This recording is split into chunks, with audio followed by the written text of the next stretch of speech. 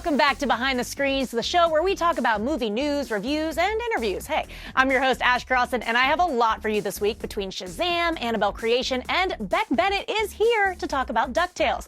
But first, let's go to the news of the week. Director David F. Sandberg is following that James Wan path, going from the Conjuring verse to the DC Extended Universe. He's taking on Shazam, which to many will be the introduction of a brand new superhero. I know it is for me, so I asked him all about this at the Annabelle premiere. How would you describe the tone of Shazam? It's a very fun movie, like a fun, lighthearted movie, you know, because it's about a kid who gets to become an adult superhero. So, I mean, that's just going to be so fun to explore. Is this going to be, I'm assuming we're going full origin story.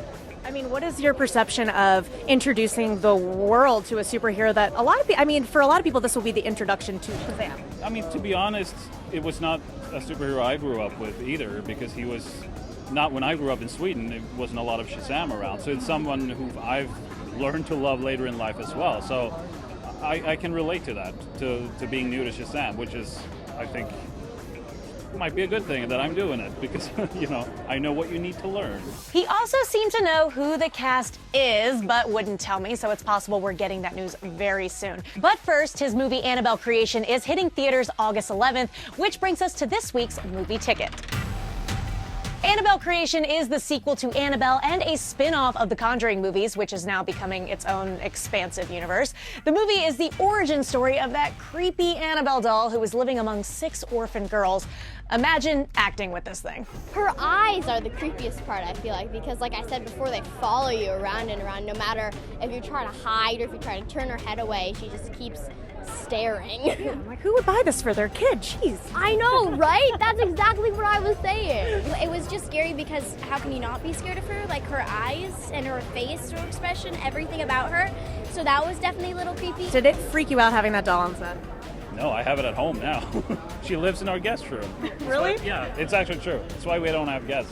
Okay, well, not everyone was creeped out by her. Definitely go check it out if you want to get spooked in theaters, but if you're looking for a laugh and staying at home, you can solve a mystery or rewrite history with the DuckTales revival, and I have a special guest here to talk about it. Let's go to our interview spotlight.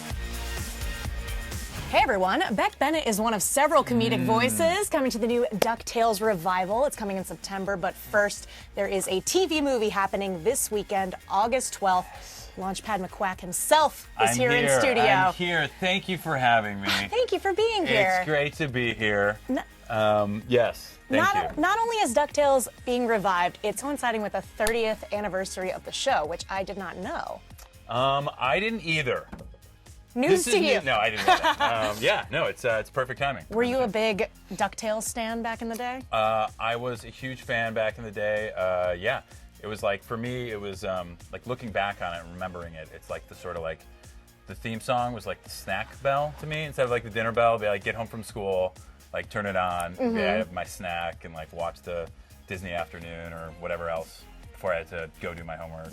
Hey, that was mine too. Yeah. I don't remember it being, maybe a lot of those jokes went over my head when I was a kid, but I don't remember it being as funny as it is now. It's so funny. I don't think it was. I mean, it was fun, and there were like a lot of great jokes and sweet jokes, but I think it was more for kids then. And I think a lot of cartoons were more for kids then. Now it's like, it's this really fun thing where it's like material for grown-ups and their kids to watch together. Right.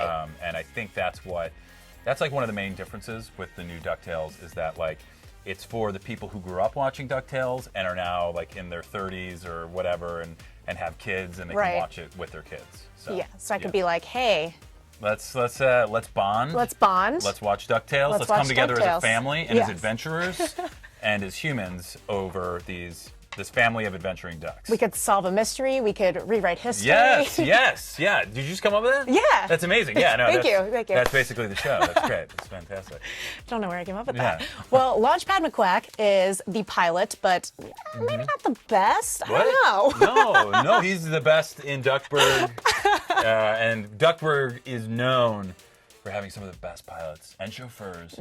I drive anything that can be driven. Pretty much. I was going to say with wings or wheels, but pretty much anything, like submarines, for example, really anything. Well, his skill is that he crashes things. So to some people, that may not be a good thing, but for Launchpad it is. He's very proud of his crashing, and he always walks away from it unscathed. And nobody's ever really hurt from his crash. That's except for like other physical things, but no people.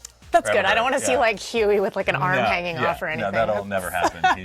He's incredibly talented. He always walks away from a crash. Very proud of that. Well, like we were talking about earlier, like great voice actors coming onto this show. Is there anyone that you're working with now that you've never worked with before and we're very excited to work with? Yes. Danny Pudi, Ben Schwartz, and Kate Micucci are all other comedic performers that I really respect. And I'd met Kate before, and I'd never met Danny or Ben. So they were kind of like in my world and people that I like really respected. Obviously David Tennant as well. But those three are like sort of peers of mine and a little bit older. So I was like really honored to be a part of this series with them. Yeah. Yeah. Do you guys record together? We don't. No. So I've been recording because I'm in New York and Los Angeles and I go back and forth. I think that maybe sometimes Danny and Ben do, or maybe Kate as well. But I record in New York like while I'm shooting SNL or wherever I am. Yeah.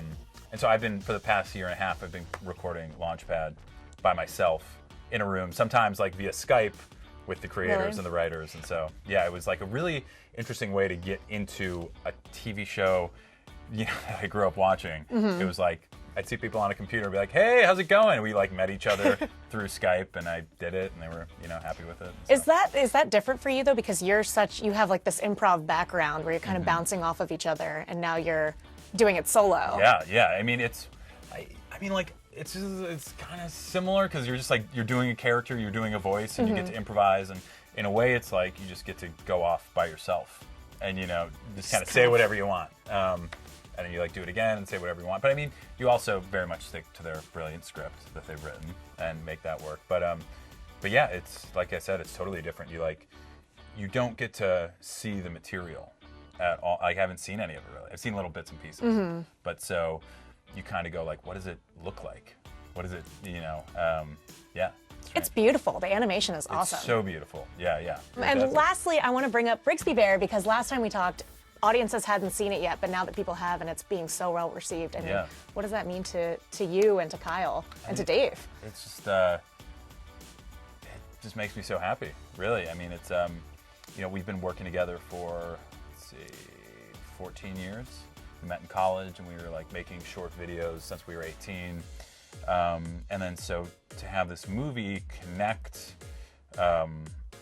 independently of like sketch comedy and because we did Good Neighbor and that found an audience, and then Good Neighbor went into SNL, but it was kind of through SNL. We were part of that huge institution, right? That machine. The so we were part of that. It wasn't like totally independent, So to be a part of this movie, it's really Kyle's baby, right? And to have Dave direct, and for me and Nick to have parts in it is really sweet, because it's also about finding your friends through sort of a similar creative bond and like your family and stuff like that. So in a way, it's kind of like resonating what Good Neighbor went through and how we found each other and how we grew together as a group. In like a crazy, quirky way. Yeah, absolutely. That's it for this week's Behind the Screens. Make sure to check out ET's YouTube page. There's new shows every single day, something for everyone. And I will see you guys next week.